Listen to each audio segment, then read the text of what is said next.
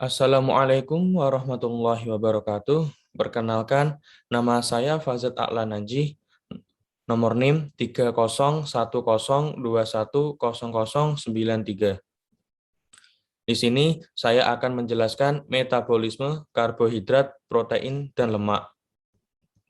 Pengertian karbohidrat. Karbohidrat biasanya merupakan zat padat berwarna putih yang sukar larut dalam pelarut organik, tetapi larut dalam air, kecuali polisakarida. Memiliki berat molekul yang rendah dan manis rasanya, sehingga sering disebut dengan istilah gula.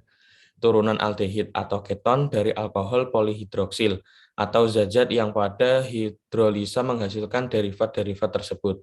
Fungsi karbohidrat, satu, sebagai sumber energi utama, sumber energi yang diperlukan adalah glukosa, serta tidak dapat digantikan oleh sumber energi lainnya. Berperan dalam proses metabolisme, menjaga keseimbangan asam dan basa yang terdapat dalam tubuh, serta sebagai pembentuk struktur sel, jaringan, dan organ tubuh. Karbohidrat memiliki peran penting dalam membantu proses pencernaan makanan. Fungsi karbohidrat dapat membantu dalam penyerapan kalsium. Klasifikasi karbohidrat. Monosakarida disebut simple sugar karena tidak bisa dihidrolisa lebih lanjut. Contoh glukosa, fruktosa, galaktosa. Kedua, disakarida, karbohidrat yang terdiri dari molekul monosakarida atau berlainan. Contoh sukrosa, laktosa, maltosa. Ketiga, oligosakarida, golongan golongan yang terdiri dari 10 molekul monosakarida, contoh sarbosa, rafinosa. Terakhir, polisakarida, termasuk gula. Gula yang terdiri dari 10 molekul monosakarida, contoh selulosa, glikogen, pati. Percobaan uji karbohidrat. Satu, tes barfood tujuannya untuk membedakan monosakarida dari disakarida. Kedua, tes molis untuk membedakan monosakarida dari disakarida. Reaksi ini berlaku untuk segala macam karbohidrat. Hasil positif ditunjukkan dengan terbentuknya cincin berwarna ungu. 3. Tes genetik. Tujuannya sebagai uji semi kuantitatif glukosa untuk mengidentifikasi adanya glukosa pada sampel. Keempat, tes Selivanov. Untuk membuktikan adanya karbohidrat, glukosa dapat memberi warna merah muda pada pemanasan yang lama. Kelima, hidrolisa pati. Pengertian protein. Protein berasal dari kata Yunani proteios yang artinya pertama. Protein adalah rangkaian asam amino yang berikatan satu sama lain dengan ikatan peptid. Dua, yaitu selanjutnya senyawa organik kompleks yang terdapat dalam sel. Fungsi protein pertama sebagai enzim dalam tubuh, kedua cadangan makanan untuk menghasilkan energi, ketiga mengganti sel-sel yang rusak, dan yang terakhir keempat berperan metabolisme tubuh. Klasifikasi protein, simple protein, protein yang hanya mengandung asam L-alfa, amino atau derivatnya, contoh albumin, globulin, glutein, prolamin, albuminoid. Histon. Selanjutnya conjugate protein, protein yang bergabung dengan zat yang bukan protein ini. Protein itu disebut gugus prostetik, contoh nukleoprotein, glikoprotein, fosfoprotein, kromoprotein, lipoprotein, metalloprotein.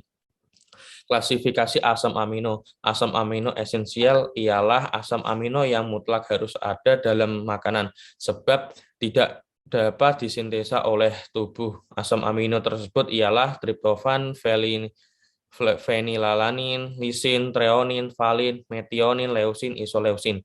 Kedua, asam amino non-esensial. Asam amino ini juga perlu terdapat dalam makanan sebagai sumber nitrogen.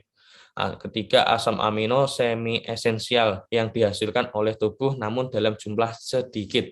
Contoh arginin, histidin.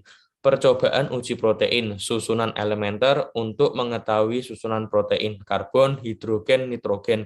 Kedua, percobaan larut albumin untuk mengetahui urutan kelarutan albumin dalam pelarut yang digunakan. Ketiga, pengaruh asam-asam mineral kuat, membuktikan pengaruh asam-asam mineral kuat terhadap denaturasi protein. Selanjutnya, pengertian lemak. Lipid ialah golongan senyawa organik yang terdapat di dalam alam dan sifat-sifat. Tidak larut di dalam air, tetapi larut dalam pelarut-pelarut lemak, seperti ether, kloroform. Dapat digunakan oleh organisme hidup. Fungsi lemak.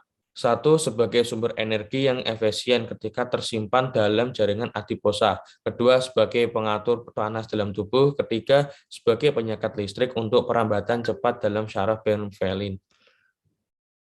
Keempat, sebagai pelindung organ tubuh yang penting. Kelima, sebagai pelarut vitamin, yaitu vitamin A, D, E, K.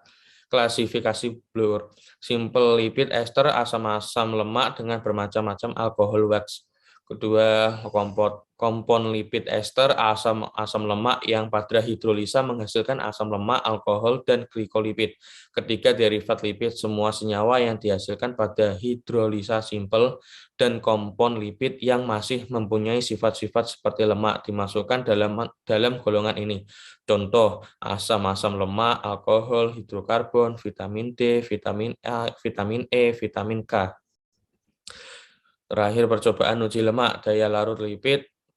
Uji ini terdiri atas analisis kelarutan lipid maupun derivat lipid terhadap berbagai macam pelarut. Kedua, ikatan jenuh tak jenuh, perbedaan lemak jenuh dan lemak tak jenuh. Tiga, uji Salkowski merupakan uji kuantitatif yang dilakukan untuk mengidentifikasi keberadaan kolesterol. Nah, demikian dari saya. Terima kasih. Wassalamualaikum warahmatullahi wabarakatuh.